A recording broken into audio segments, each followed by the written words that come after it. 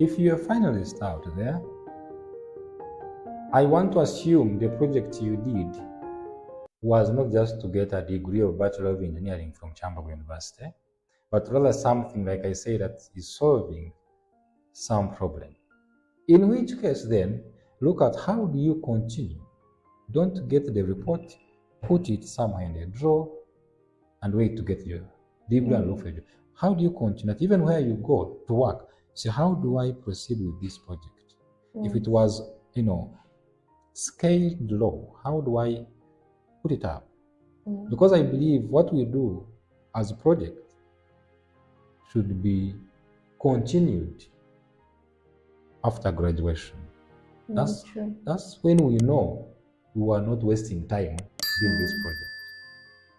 So I would like for that continuity, and I will come. Many of you have done something that is worthy looking at to bring, and we see what you've done and see how do we scale such kind of new ideas up, especially if they have products in them that we can, make and give to this country.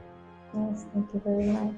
You're welcome. It has been an insightful conversation, a lot to learn from. Experience is really good, and I'm sure all people who will be watching this, they will learn a lot.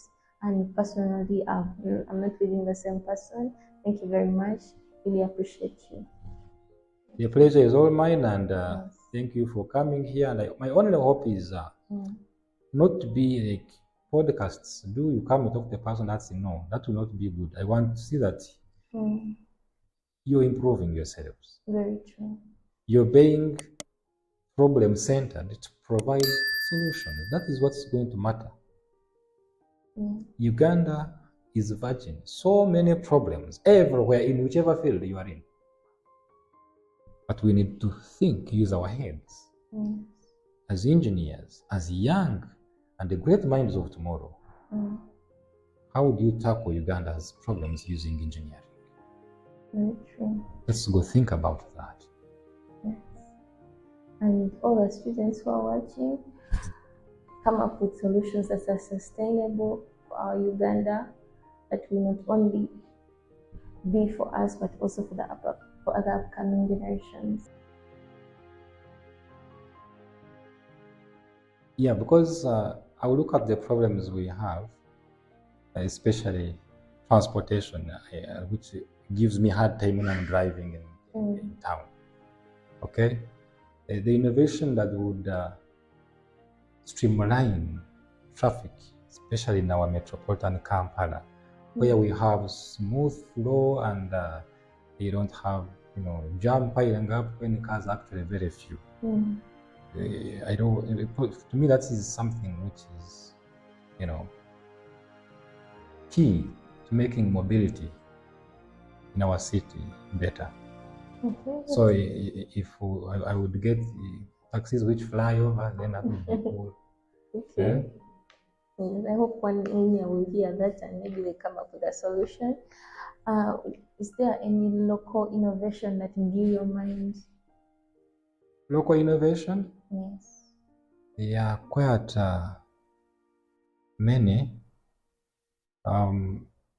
One, first of all, I will look at the ones I don't like dreaming funny things.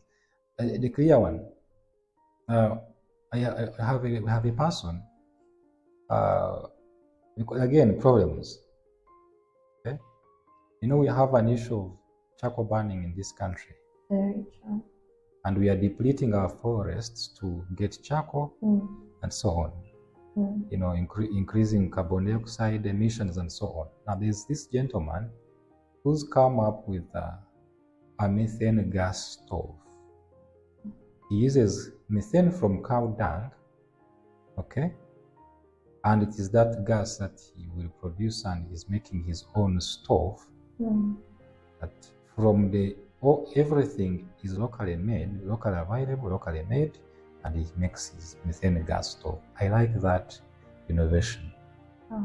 Yeah, because when that is successful, it means you don't have to buy these gas stoves, you see. You don't have to burn trees to get charcoal. And we get to use the cow dung, which is from our cows. Yes. Very true. Okay, so I like that. It appears simple, but it has a lot of impact in climate change, in helping us, people who are into cooking. All of us do cooking, so like that. Actually, it has reminded me about engineers in the energy sector. Is there anything that you could like to talk about the energy sector? Yeah, actually, the other area I did not talk about, which is virgin in innovation, is renewable energy. Because, yes, we are building dams and generating power, but the impact is not yet clear to Ugandans, because there is no Ugandan who will tell you that the price is now low. We are now having UEDCL replace Umeme. I don't see a promise of we are now reduced from, say, 400 to 200. I don't hear that. So renewable energy is our area of escape, because you'll get it natural, no environmental effect as such, easy to use, easy to make. So it's about how you innovate around it. So there's a lot of innovation to do with energy. There's a lot that we can do and substitute the expensive and difficult sources of energy that we have. Oh, that's very good, because us as engineers really specialize in energy. Yeah, we have a very major part there, and there are finalists who are working on projects in energy. So, what can you tell them for them to really come out competently and commercialize them? Because the solutions have to be solutions, not opinions, not things that we've not thought of and tested that actually there are problems and these are solutions.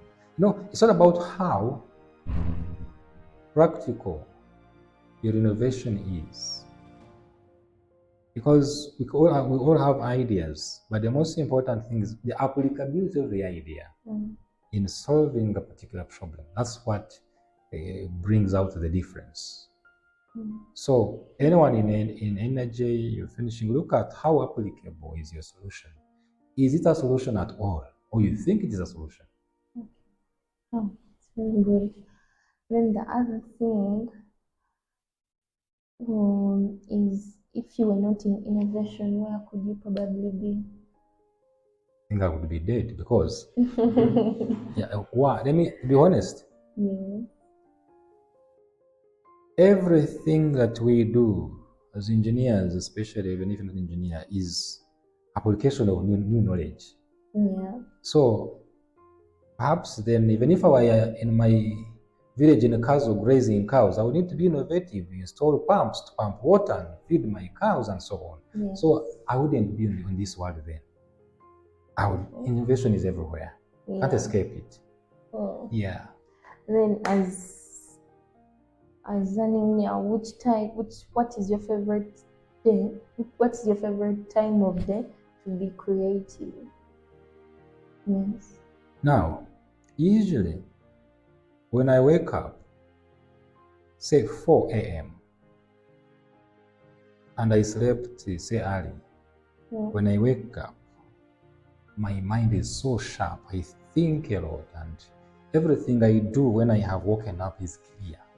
Because my mind is level-headed,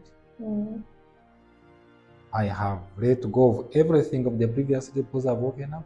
I'm so fresh. So if I want something to catch my head so well, in the morning when you wake up 4:30, that is my time. Wake up 4:30, say to 6:30. That's 2 hours. It's magical. And many university students suffer with morning routine. What can you tell them, such like when they start now, a morning routine is something that is really good for them? What can they really do about the morning routine? Now, morning routine, there are things which are very subjective, and they vary from person to person. While I say 4:30, someone will say, no, I want it before I sleep. So there are things which are not what they should be, but they are what they are. So, and again, for time, it's discipline. Discipline. You don't wake up and you say, this is my time, but something repeated over time becomes a habit and it becomes your way of life.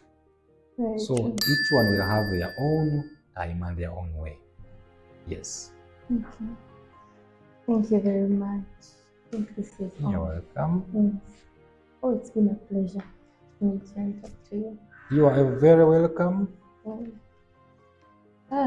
So thank you for watching our podcast session, and more to come. Exciting, a lot to learn, a lot to be exposed to.